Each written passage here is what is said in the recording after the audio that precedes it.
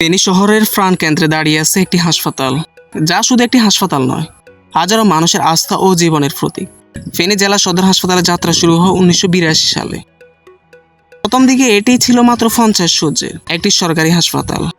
সময়ের প্রয়োজন এবং মানুষের চিকিৎসা সেবার চাহিদা বাড়তে থাকায় হাসপাতালটির পরিধি ধীরে ধীরে বৃদ্ধি পায়।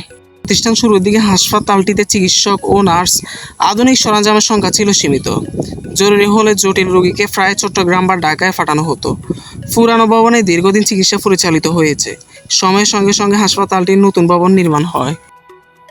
2011 সালের দিকে 6 তলা ভবন নির্মাণের মাধ্যমে হাসপাতালের অবকাঠামো আরও শক্তিশালী হয়। বর্তমানে এটি 250 শয্যা বিশিষ্ট ফেনী সদর হাসপাতাল নামে পরিচালিত হচ্ছে।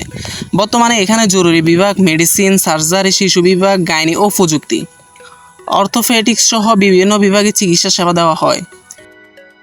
প্রতিদিন ফেনী জেলার পাশাপাশি নোয়াখালী, কুমিল্লা, খাগড়াছড়ি ও চট্টগ্রাম সীমান্তবর্তী এলাকা থেকে অসংখ্য রোগী এখানে চিকিৎসা নিতে আসে। 4 দশকের বেশি সময় ধরে ফেনী সদর হাসপাতালে জেলার মানুষের চিকিৎসা সেবায় প্রধান ভরসা। প্রাকৃতিক দুর্যোগ, মহামারী ও বিভিন্ন জরুরি পরিস্থিতিতে এই হাসপাতালে গুরুত্বপূর্ণ ভূমিকা পালন করে আসছে।